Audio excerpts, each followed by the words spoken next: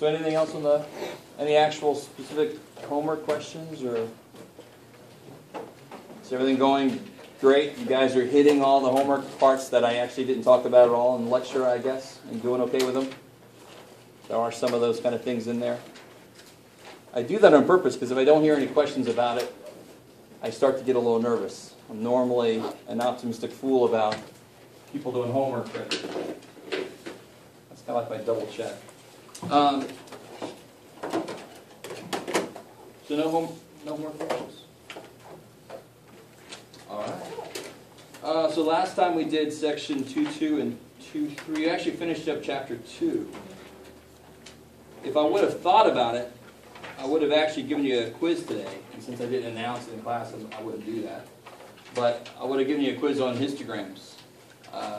Section 2.2 and 2.3, setting up a frequency distribution and then creating the histogram. How do you guys feel about histograms right now? Is it? I guess it's okay because there are no questions on the homework. They're fun? They're fine. They're fine? Okay. I could take that. All right. We actually did section 3.2, which was all the measures of center. So we have mean, which is really another name for what we know to be average. Median, which is the true middle number. Mode, which is the number that occurs the most. Mid-range. Yeah, the middle of the range. So you add the high and the low. So just average the range numbers. Add the high and the low, divide by 2. The biggest mistake people make there is they subtract because they think range is subtraction, but just be careful. Also, before I get too far, I've got the practice test today. Remember, next Monday's a holiday. So this Wednesday is going to be review day, and then the following Wednesday is going to be our first test. So today I'll give you the practice test. Wednesday I'll give you the answer key. Wednesday we'll talk about what can be on your formula sheets. You'll bring your own formula sheet to the test and turn that in with your test. If you have stuff on it that it's not allowed to be on there, you'll lose points for that. So don't lose points for that. All right. So what we're going to do today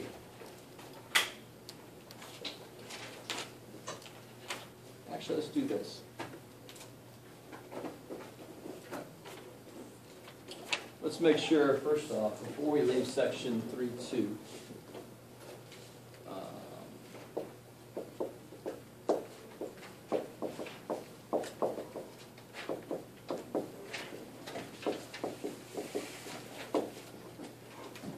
as long as we get this bad boy up here.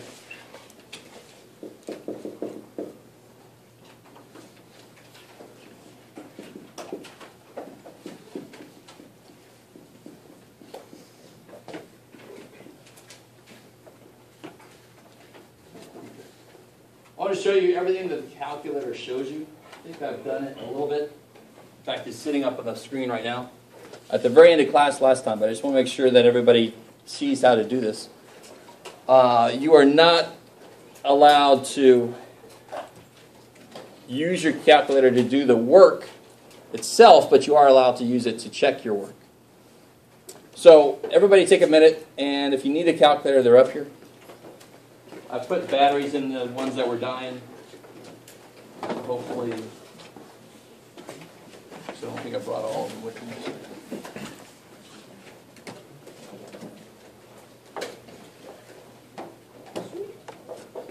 So just take a minute and put that data in.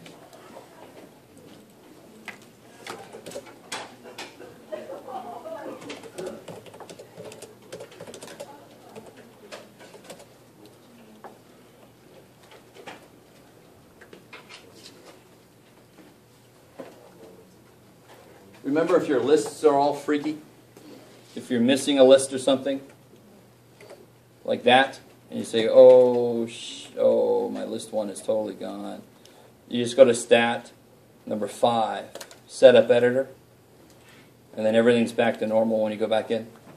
Very strange things can happen with the lists if you are borrowing the calculator or checking it out.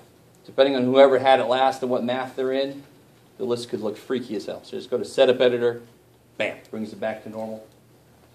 Now, who can tell me, who can remind me, how do I make the calculator analyze this? How do I make it do the mean, even some more than I showed you last time, I think? The sum of x, the sum of x squared, remember all that? Somebody remember how to get to that? Good. It's a good button to start with. Stat? Good. Calc. I want to calculate something with my statistics. Calc. Yeah, one variable stats, because we only put one list in there. So if I had later in the course, if I have a number of beers I drank yesterday and the grade I made on the quiz, then I have two variable statistics that I could do there. But right now we just have one variable. You could tell it which list you need, except if it's in list 1, it defaults to list 1, so I could just hit enter. And then it gives you Mondo stuff. It gives you all kinds. It gives you, what's the very first dude? The mean. And it's going to always use that symbol x bar, even if what I just put in, what is x bar for? A sample. Cool. So our letters are samples. If it was a mu, that would be a population. The calculator has no idea. It's going to assume it's a sample. If I know it's not a sample, I'm not going to go, stupid calculator. I'm just going to, oh crap, I better put a mu on my paper. And of course, what is that symbol there? Sum. So the sum of the x's is there. The sum of the x squares is there. You actually use these to get this, which is what we're going to talk about today. This is section 3.3, the standard deviations. It even tells you how many there are if you have trouble counting. There's 7 data points. And then it gives you this business, which is actually section 3.4. And I don't think we're going to make it there today, so the first test won't quite cover all of chapter 3 maybe. But the most important thing to realize out of here, well, we got min and max, that's familiar. And then this dude must be the median. And is it true? Yes, let's always double check the calculator, see if its batteries are okay.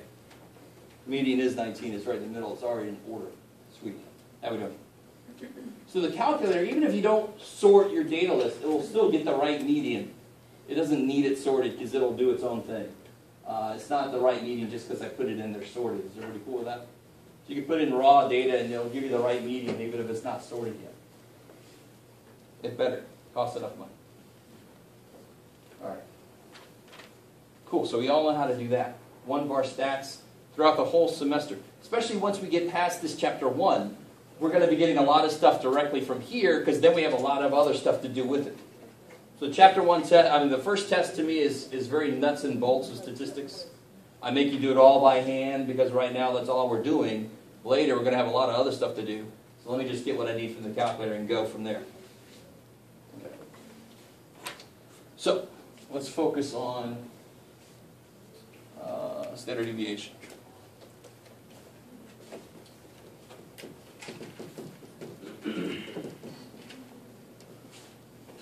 So the way I kind of like to do this, all right, you're done, is to give you 3 lists of data.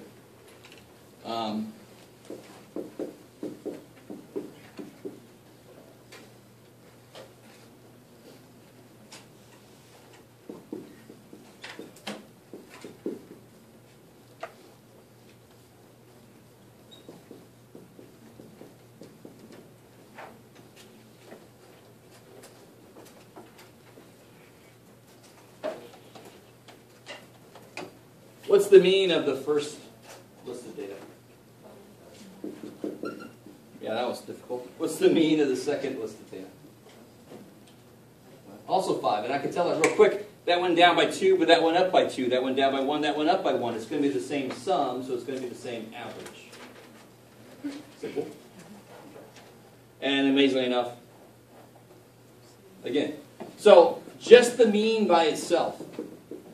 What we're trying to get into right now is I really don't want to have to give everybody in the world the list of 1,080 responses to something I got. I'd rather give them some kind of summary. And the visualizations are fine, but I need something more that I can crunch, some kind of numbers, some kind of math that I can do. The visualizations are just displays of what I got. I need some kind of analysis that I can give somebody that would summarize it very quickly. So giving them where the center is not a bad start. It's just not good enough. If I just say the mean is 5, it could be any of these, and an infinite number of other things. I could have taken this down by 4, and that up by 3, and that down by 3, and it'd still come out to be an average of 5. You guys got it with me? So how many lists of data have an average of 5? An infinite number of frequent lists. So that's not good enough to give just the center. I need to give something else that gives some idea that would differentiate all of these things. And what's the main difference between these 3 lists? Don't just say, different numbers. What's the main difference between these 3? Here's the center is 5. This guy, not very adventurous. His data points are all right there. Which set of data, using my own weird thing I just came up with, which one's more adventurous? Which one's the most adventurous? The second guy. He goes away from 5 the most often. He's got data points that are further away than 5 than the other 2. Now, this guy is better than this guy in that regard. You with me? Because at least a couple of his data points went a little way away from home, right? All right, how are we all doing so far? I mean, I've never put it that way before, but what the hell? All right. So really what we're trying to get at, to boil it down, is I want a number that tells me, on average, how far do my data points get away from the mean. And that's really just a way to give a number, not a visualization, but a number that tells me the spread. This is not very spread out, and this is not spread out, period. This is a little more spread out, and this is even more spread out. So whatever this number is that we come up with, which one of these should have the highest value of that number? Yeah, the second guy. Right? This guy should probably be 0. If it's the measure of spread, that should come out to be freaking 0. There ain't no spread there at all. Okay. Maybe. Put the peanut butter right in the middle of the toast, and it's like it's spread today. Okay. Well, depending on how you like your peanut butter. So I'm going to kind of course, lead you a little bit. But the reason I go through all the steps is I want you to kind of understand why this works. And the really cool thing about statistics, I did turn that thing on, right? Okay.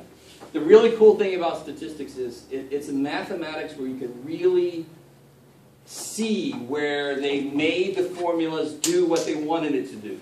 We needed a formula that does this. Let's make it. Do what I need. It's cool to see that. Very often in other math courses, you're given a formula. Here's the formula for this. It does this. Yeah. Statistics is very practical. It's very, we need something that does this. Let's make it do that. Okay. So, I'm going to do, this one would be a little bit boring. I'm going to do this one, and I'm going to have you guys do this one on your own. Basically using the same steps. So I'm going to analyze this guy. I'm going to try to get that second number that will tell me the spread of the data. So let me write it down like this here.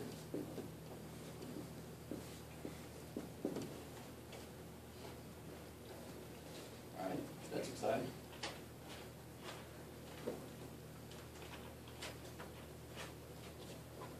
Now, of course, this guy has got to come out to be 0 because every single one of his data points is exactly 5, the same as the center. So all their differences would be 0, right? How far away is that from the center? 0, it's 0, 0.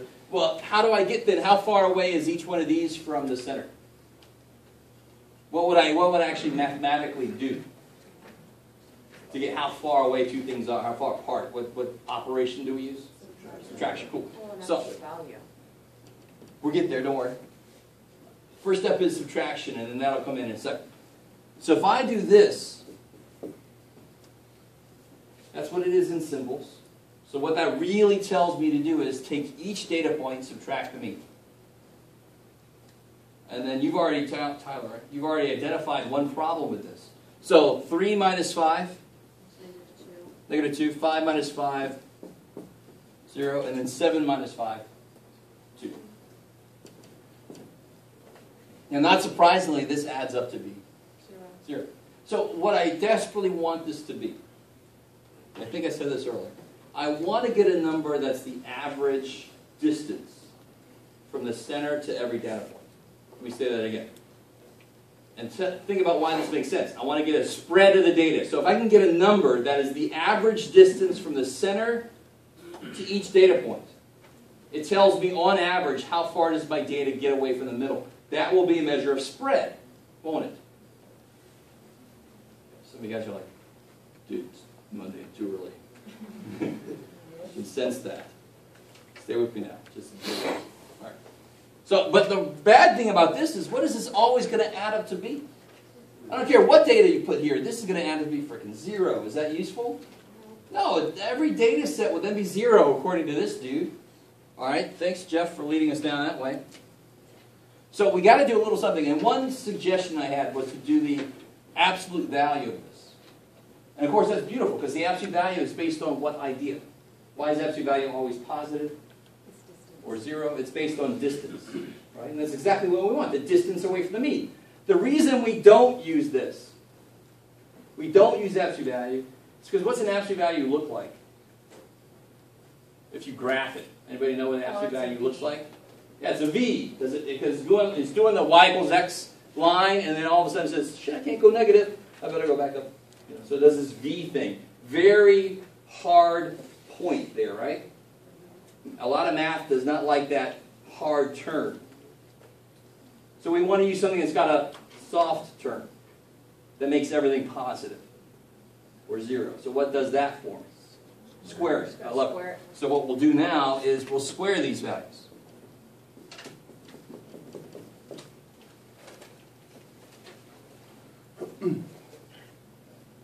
What does that mean we have to do at the end? Square root.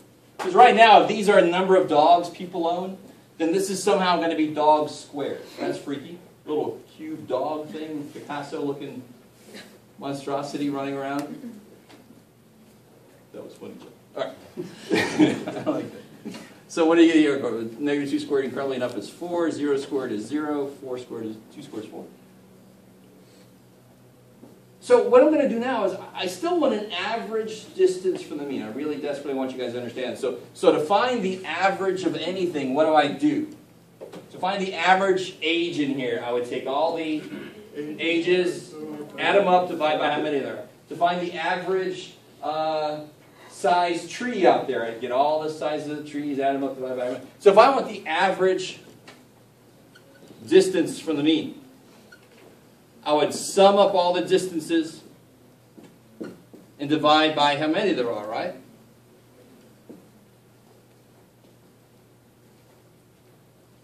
Now, of course, we got the little caveat that it's going to be squared just to get all the negatives out of there. How we doing? So this is what I call, what do you call it? Pseudo code for computer programming. So this is pseudo math. This is Mathlish. I don't know. This is almost there. This is not really a formula yet. This is the idea. How do you find the average of anything? You add them up, divide by how many there are. If I want the average distance, I add them up, divide by how many there are. That will always be 0. Screw it. We'll square them, and then we'll add them. But it's still trying to get the average distance. So now if I add these up, you get 8. Yay.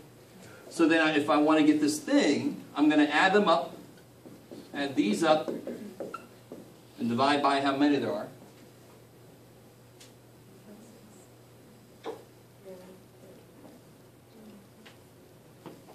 So you get 8. It's like, well, this whole thing, I really want to make this point. This whole thing is 8. Because it said, add these up. Well, here's these, and I add them up and I get 8. So this whole thing is 8. I don't put something in there. I don't put something in there. That doesn't make any damn sense. This says add the list of these things. And here they are. So very often I'll tell you, if you see a formula, this cover the sum symbol, and it'll tell you what column you need. You can't add them up until you got a bunch of these things sitting there staring you in the face. Right? How are we doing so far? Is that you're all facing this way? It makes you feel better. Okay. 8 divided by 5. Yeah, 1.6, I like.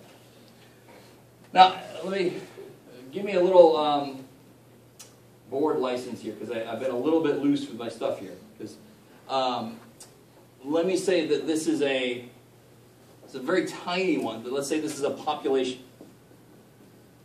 Because there is a slight difference with the sample formula that I don't want to get into yet. I'll get into it like right after this. So what symbol really do I need to replace in my whole work here? We'd have to be a little more careful about it. Yeah, the x bar should really be a mu. I like it. So if you have a pen, too bad for you.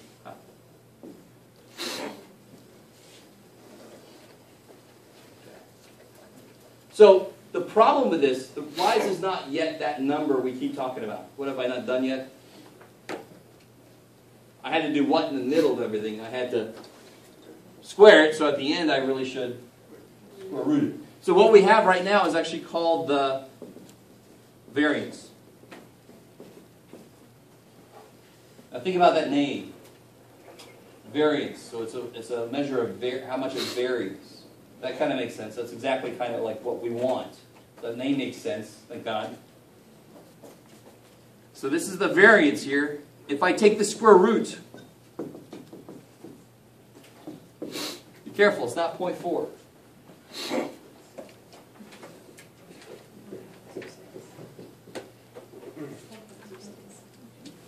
And do me a favor, go further a little bit. 1.265? And the next one's less than 5, so it doesn't round? Okay. Oh, 2649, I got it. Thank you. All right, is everybody kind of with me so far? There will be one difference with the formula if it's a sample I'm using. We'll see if it's understood. This is what the formula you would use if it's a population.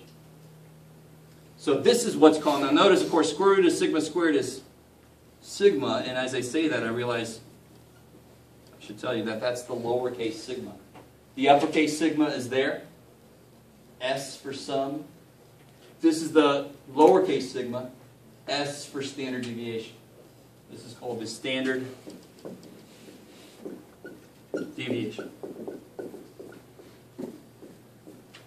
And why does that make sense? Because I'm trying to see how much every data point deviates from the center. That word standard sort of implies the averaging that we do. It's the standard deviance from the center that I see. Yeah? So on a test, will you ask for just like the variance or the standard deviation? Like how do we incorporate all of that? Gotcha. Right now, in fact, for most of this class, the variance is a middle step. Okay. Not until about chapter 7 and 8 does it actually show what it's useful for. You with me? Right now, it's sort of like, it doesn't make physical sense. I haven't square rooted yet, so I'm not done. Later, it'll have its own importance. So very often, I'll ask for the standard deviation. The book, every now and again, will give you variance. So you got to be real careful. You might have to square root it first. They like to do that kind of thing. So like, if you wanted us to do all of that, what you just did, would it just be broken up then into It would be exactly like this. I love it. You make a table. You'd write your formula. You'd fill it in. And then you'd square root. Beautiful. That's exactly the work I want to see on the test and in the homework.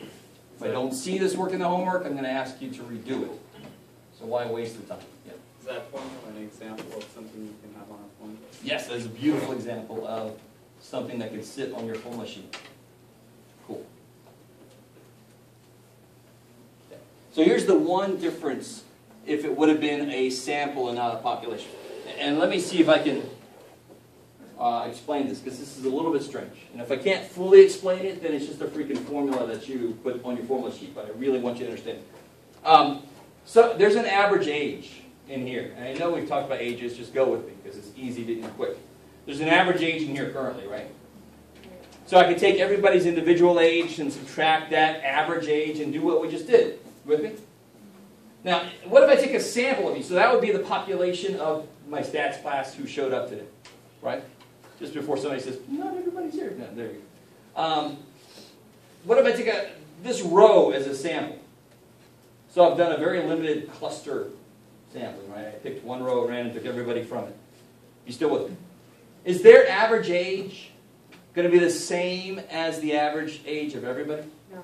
No. I would put money on it not being the same. It's almost definitely not going to be the same. So isn't their average age, the average age of this row by itself, won't that by definition be closer to their ages than the average age of everybody would be? Right? If I happen to pick a row of really, really young people, then the average age for that row will be lower and it'll be closer to their ages. All right, you with me on that? Okay, this is good. This is not the easiest thing to understand, so I'm trying. Therefore, if I did this whole process with a sample of ages instead of everybody's, the answer I get at the end would be smaller than it should be. Does that make sense?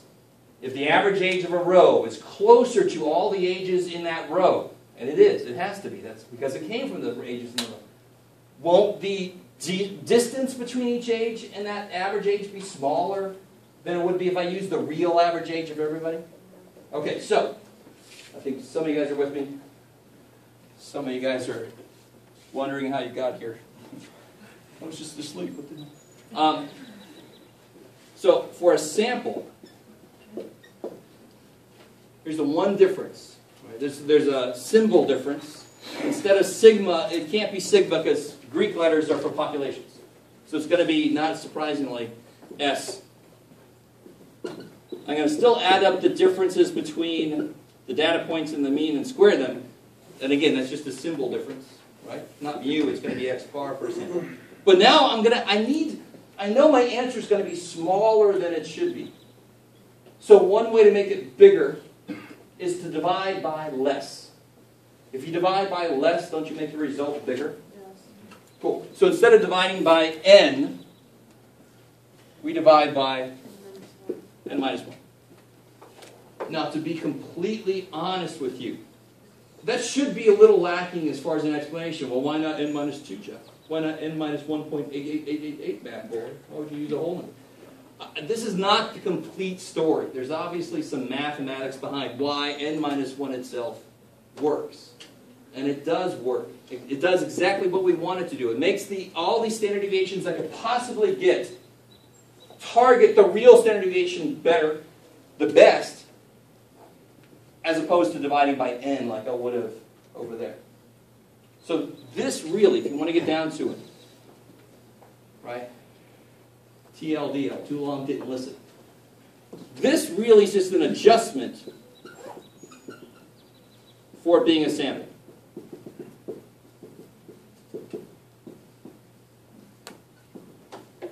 And we'll see that kind of idea, that whole idea of if I have a sample, does that mean that I really trust everything that I see in my sample? No. So therefore, there's always, throughout this whole semester, there's going to be adjustments for, you don't have the real thing, this. You had to use the thing you saw in your sample, which is not the real one from everybody, so you better adjust it somewhere. Right? So we're going to see these little adjustments that we have to make for a sample. If the problem doesn't say, you assume that it's a sample. Because that's what you're normally working with in statistics. It's sort of a weird situation to have the whole population. So the problem better say it's a population. If it doesn't say, you have to assume it's a sample. How are we doing? All right. I'll always say on my test or quiz, we took 80-some people from here, so it's obviously a sample. All right, that's exciting. What would that standard deviation be then instead? We got the standard deviation, if it was a population, is this. Hopefully you guys see, none of the work would really change up until the point where we divide it by 5. For a sample, I should divide by 4. So if it were a sample, this step would be 8 divided by 4.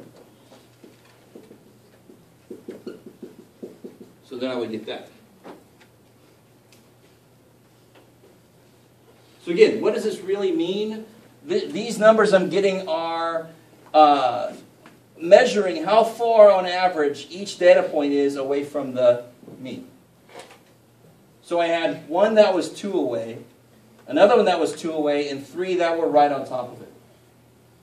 So on average, they're about 1.265 away. Is that okay? And then the standard deviation for a sample has got to be made a little bit larger than it would have been normally, just because of the fact that we don't know the real mean. We have to adjust for that fact. So just make sure you guys all buy into it with me. Let's see if this expensive piece of thing agrees with me. Let's put these data points in here. 3, 5, 5, 5, 7.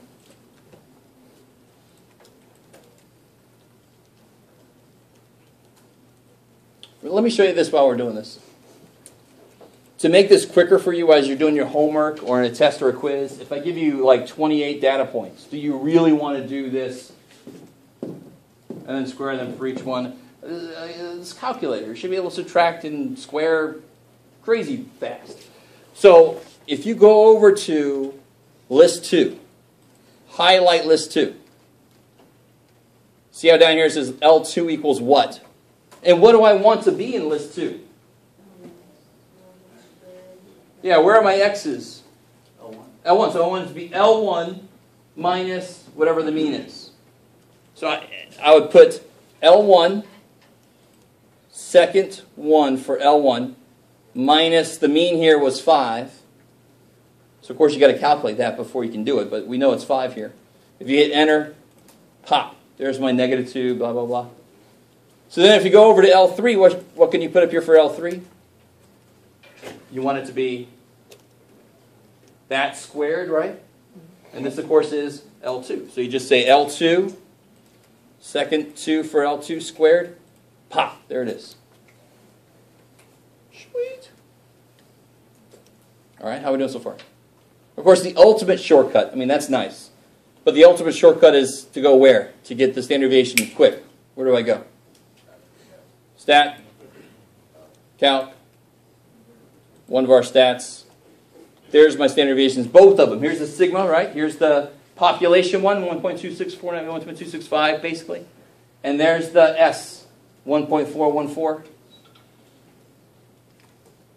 So here's the key. Here's a big note. You ready? Put a big box around this with a lot of asterisks and arrows on your notes.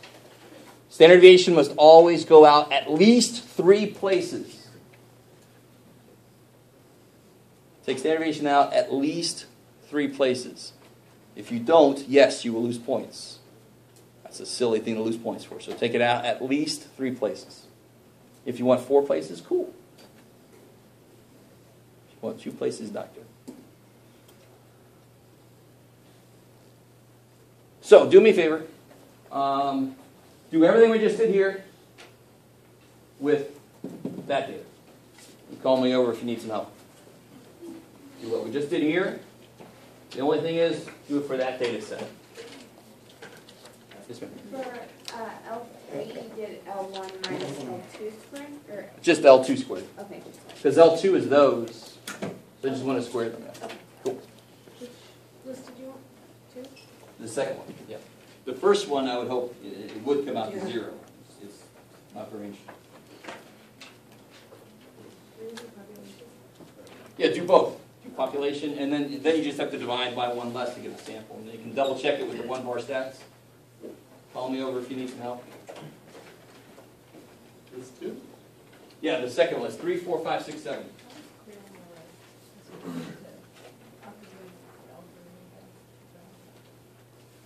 Oh, I see. The poor little dude's gone. Go to stats, set up editor. And I had to do that because the list 3 was actually gone. So now I can go up to L3 and do, that's all right. Do second 2 for L2. L2 squared. So we're going to square those. And I'll just overwrite. Cool. By the way, let me say this while I'm thinking about it. Of course, I did all that up there with, I'll do it. If your calculator is really difficult to see, you know, I've seen people, I've walked around the room and people like this in other classes. $100, it shouldn't be like that. I'm sorry. If it was $5, maybe I'd expect that. If you hit the second arrow and then hold the up arrow, it'll get darker. If you hit the second arrow, hold the down arrow, it'll get lighter. All right, so let me just tell you that right now. If you notice, when you hit the second arrow and up arrow, it's got little numbers, 5, 6, 7, 8. If you get up to where you need to put it on 8 just to see it, your batteries are about to go. All right, that's kind of an early indicator of watch out, batteries are about to die.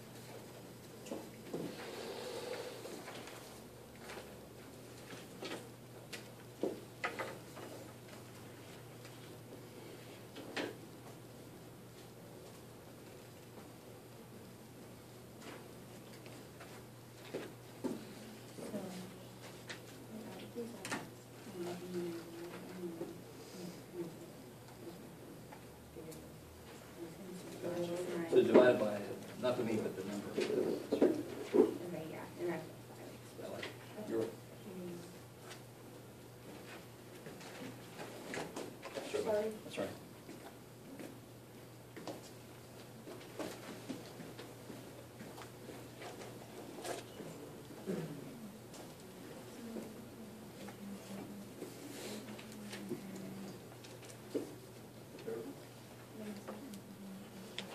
Oh, so like here, don't make it 1.41.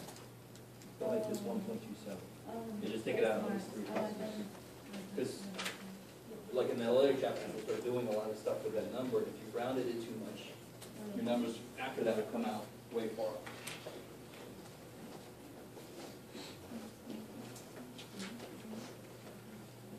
Yep. Well, X bar for all three of those lists was just 5.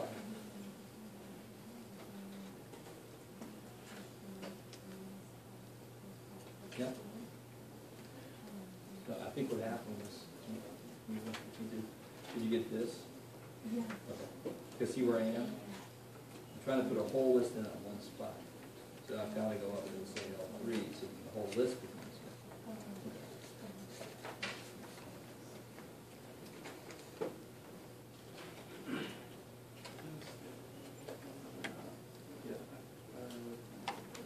That's it. That's the standard deviation. So that's all this problem is really looking for. Okay, so we just rounded it. You said that was At least 3 places, yeah. Okay. So what would be Yep, no one. Minus the mean, and again, the mean here again is 5. Yep, and you just get the mean. You just want to square that last, so you just call it L2 squared. Yep.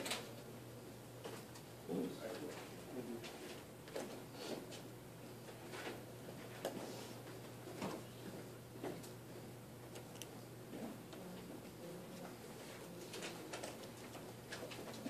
I like, so this is the sigma squared, this is the s squared. So now you got to put the s, take the square root. So you're one step away from done.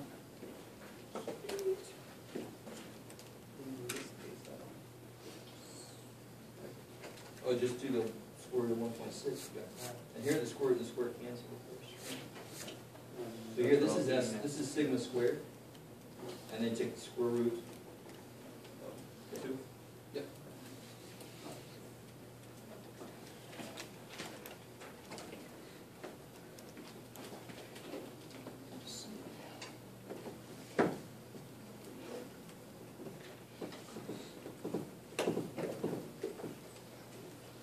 I've got a little handout, by the way, that's got these steps sort of spelled out a little better.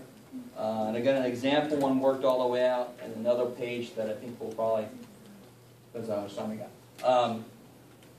So I'll get that out here in a minute, but let's look at these real quick. So the mean again for this was 5. So this will be -2, like that. Of course, this will always have to be 0. It's just the middle step. Here, square them, I get,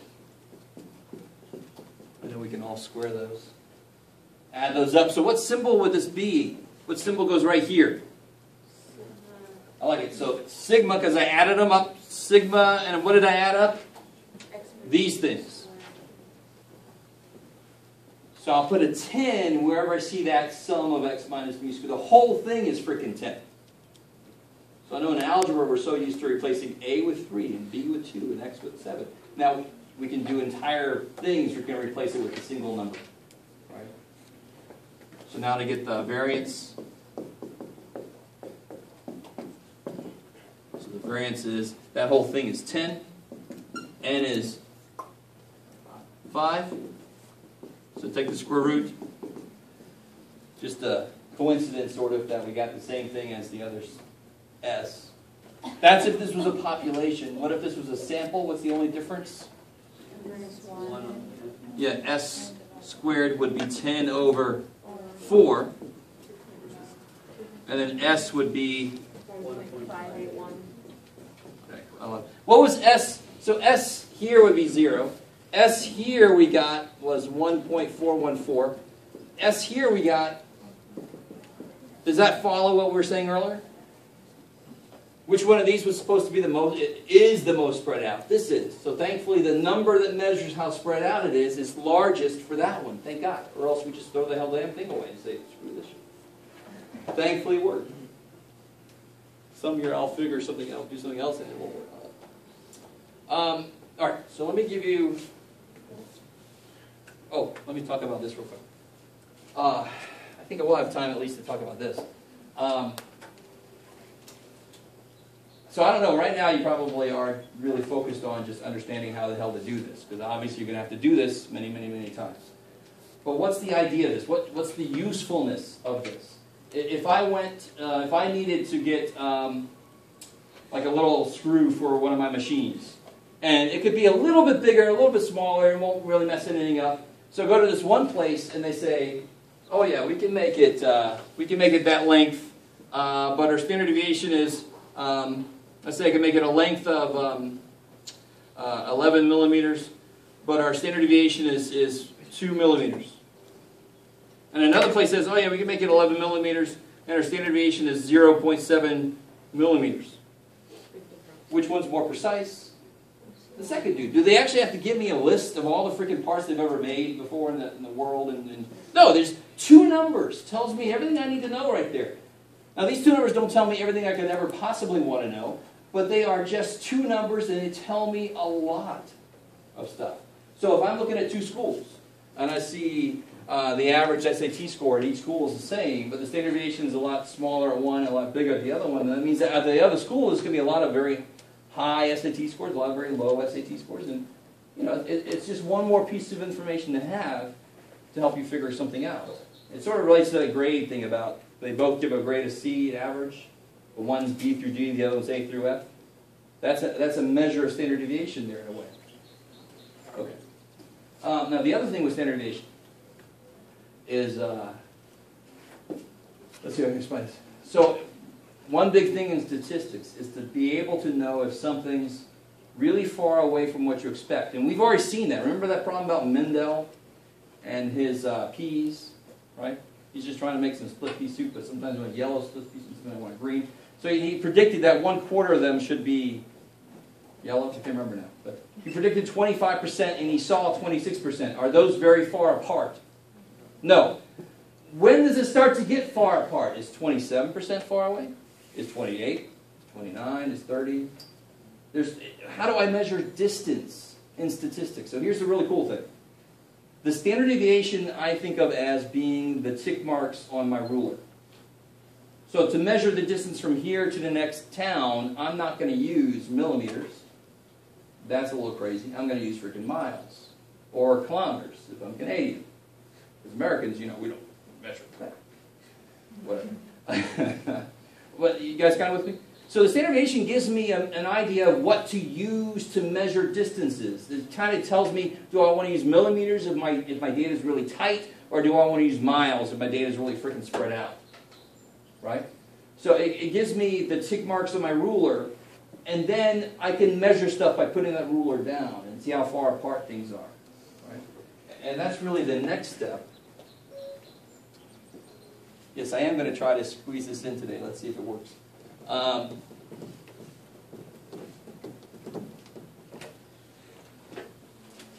Let's say I have a thing where the mean is 10. And let's say the standard deviation is 2. Now this first question is going to be easy. And I always think about standard deviations, I call them, very often I call them steps. Because if my data is really spread out, my steps are going to be big, so I can get around in my data and see everything. If my data is really, really tiny, I want to take little freaking tiny steps so I don't miss everything. Are you still kind of with me? Some of you guys are like, I want this guy. How many steps, standard deviations, does it take to get from the mean to this data point? 2. That's pretty simple to see, right? You don't even have to do any real math. Like one step is there and one more step is there, Jeff. Right? I don't know if you sound like that. I haven't heard all of you speak. So this would be 2 standard deviations from the mean to 14. All right, now, obviously, that's way too many words for math people. We don't like all those freaking words. So we're going to improve that here in a minute. But let's say I have another situation. X bar is still 10. How many steps away is 14.397? Exactly. Don't say a little more than 2. I want to know exactly how many steps. Now, this requires some math. Exactly how many steps would I have to take? It could be 2 1/4 steps. That's not the right answer. Think about what math do I have to do here to figure out how many steps fit into here.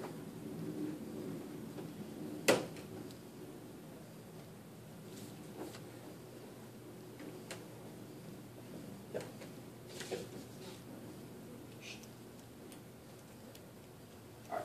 So how far is this? How far apart are they? Yeah, so you just do 14.397 minus 10. And they are 4.397 apart. I want to see how many 2's fit in there, how many steps fit in there. Each step is too big. What does it sound like? What operation? How many of these fit into this? Division, I love it. So then you divide by how big each step is. That sounds a lot like class width, trying to figure out how many rectangles fit in here. It's the same kind of idea. So how many steps do fit in? You just cut that in half. 2.1985, thank you. This is what's called the z-score. Z-score. So let me say this again. Standard deviation puts the tick marks on my ruler. When I lay it down to see how far away something is from the mean, that's the z-score. So what does the z-score tell you? The number of standard deviations from the mean to a data point. That sounds so much like a note.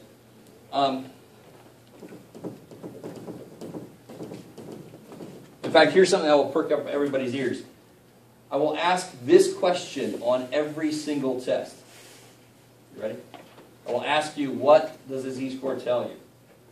Or some variation thereof. The answer is, the z-score tells you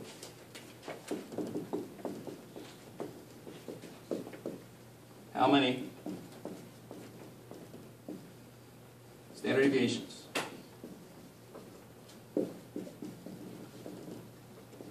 a data point is away from the mean.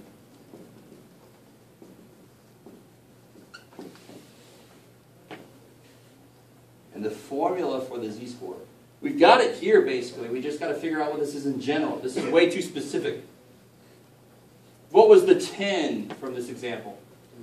The mean. So the z-score equals something minus the mean. What was the 14.397?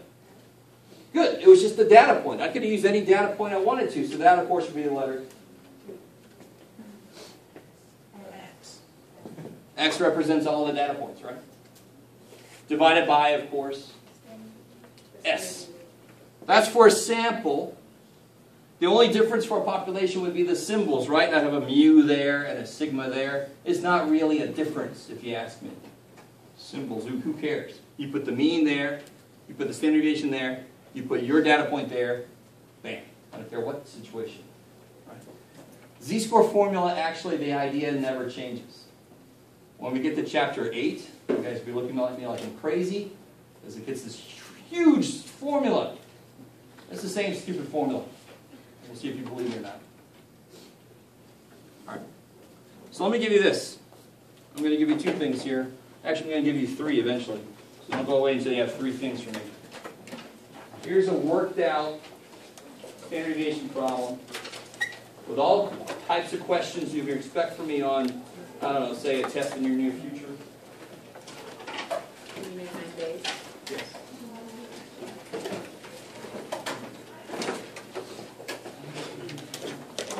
The second thing I'm going to give you is a blank one of these that you can try at home. We're going to do it together in class next time as part of the review.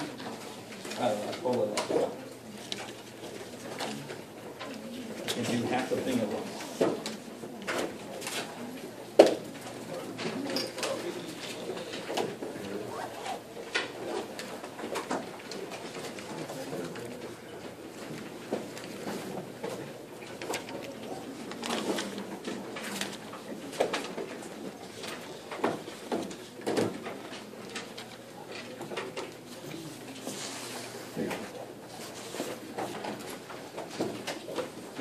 second thing. Do not leave until you get the third thing in front of me.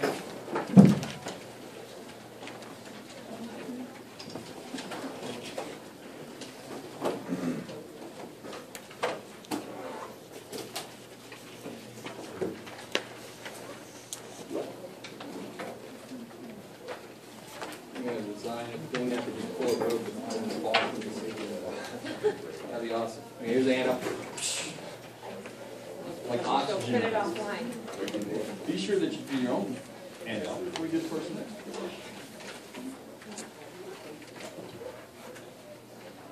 That's what just say print it yourself. Oh, yeah? Yeah. Oh, well. Life is hard enough as a student. I have a freaking print shop that printed it out for me. What the hell? If I think early enough to send it. Maybe for a couple weeks. Yeah, I've noticed that. A lot of teachers are like sending out, you get mass amounts of stuff from teachers and they say, print this out for next time. Yeah, I've seen that in action. It's crazy. Welcome to state. Print out this PowerPoint that we're doing. And it's got like a deep, dark red background, so your ink's going to go away. And you're all from there. What the hell? I actually have a teacher who would prefer not to have laptops in his classroom. But he does a lot of stuff that the laptop would make a lot easier. Whatever. All right, here's the practice test that I will have an answer key for next time.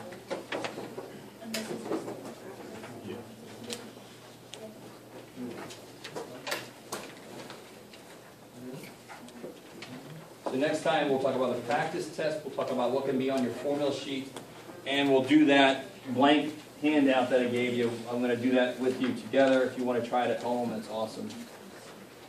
We'll put it together in class next time. So we make our own formula sheet for each test? You can just keep bringing new ones with you as you know. Yeah. Oh, there's like a little thing in the front of the book that like has. I know, it's got way too much though. On my formula sheets that you're going to make, no words are allowed. Okay. No example problems, no shorthand that you made up for yourself. Symbols only. Just formulas. All right. So as soon as you get all these 3 sheets, you can head out. I'll see you guys next time.